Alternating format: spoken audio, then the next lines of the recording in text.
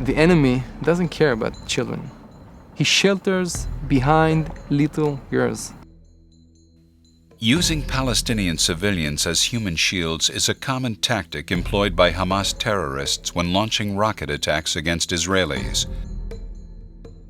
I saw around 200 children. And behind these children, I saw 3 men, terrorists, put a Qassam launcher and launch a Qassam. The dilemma that I had as a commander, the only gun that could be effective to this range is a machine gun, and it's not accurate. Should Major Roei Levy have ordered his soldiers to fire their machine guns and risk killing Palestinian children, or hold their fire and allow terrorists to send rockets into Sderot, possibly killing Israeli children? The end of the story is that I didn't pull the trigger. They launched the Qassam. Was it a right thing to do?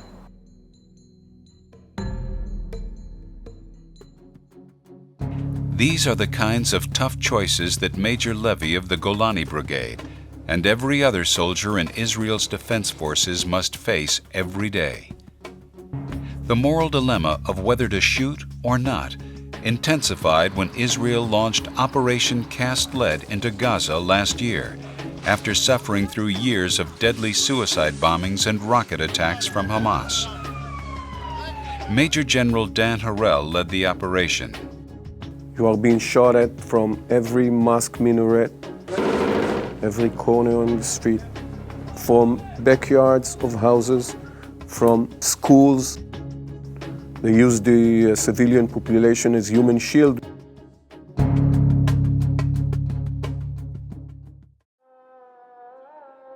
What the IDF confronted in Gaza was far removed from traditional open battlefield warfare between standing armies. Israeli soldiers now face paramilitary terrorist groups hiding among civilians in densely populated urban areas. This new kind of asymmetric warfare is not only difficult tactically, but also raises a host of complicated moral and legal issues. How do we distinguish between combatants and civilians in a scenario where the enemy specifically doesn't wear uniform or distinguishing marks on purpose? The people who give shelter to the terrorists, are they civilians or are they combatants? What are the rules we need to give our soldiers to allow them to be able to survive and practice humanity and morality in this type of battlefield? The IDF addressed these difficult questions by implementing a complex system of checks and balances that influences every decision a soldier makes in the field. Yonatan is a pilot with the Israeli Air Force. Adhering to strict IDF guidelines, he was filmed in a manner that protects his identity. I would receive a target and they would say, okay, you can bomb this, you are good to go. And if I would stall for a minute, the authorization is gone. You need to attack within a minute, and you need to notify headquarters again 30 seconds before you release the bomb. And then again 10 seconds, because someone has to visually look at the target and be able to say the target is civilian-free. Most of the sorties that I flew in Cast Lead, 10 seconds to bomb release, I was canceled. Because someone saw civilians passing by. Even when their own lives are in danger, IDF pilots cannot take action without authorization. You fly over Gaza, you see someone shooting at you. You can see the bullets flying up. You still do not have the authority to shoot back. This is frustrating, because what else do you need? This is a smoking gun. But it is true that I can't know if this smoking gun is standing in a kindergarten. I have no way of knowing. During the Gaza Operation, extraordinary efforts were also made to separate ordinary Palestinians from terrorists. We actually phoned people at home. 250,000 phone calls were made. Leave your home and move west. radio station called them to leave the area of the fighting. Thousands on thousands of pamphlets were spread over the Gaza Strip. And the fact that 800 out of the 1,162 casualties we know of in CAS-led operation were terrorists, I think speaks for itself. Of course, mistakes do happen.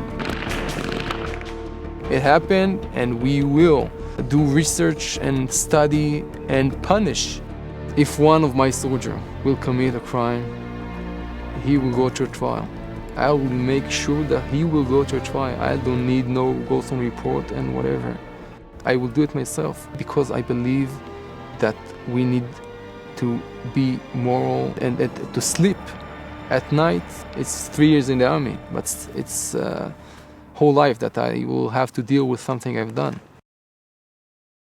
Israeli soldiers carry their moral compass with pride, despite the terrible life or death decisions they face on a daily basis. It is an impossible choice, I think. If you ask a mother of an infantry soldier that was killed because we couldn't give the response quickly enough, it wasn't worth it. But I think in a bigger view, we really did everything in our power to make sure that only those that we wanted to harm were harmed. It brings me peace. When I look back in the history of other militaries, other countries, the easiest thing to do and what they have done is to wipe the enemy out. That's it. But we are different. We are totally different. From one hand, it seems insane, but from the other hand, I'm very proud to be in an army that have this level of morality, and I'm proud of my soldiers.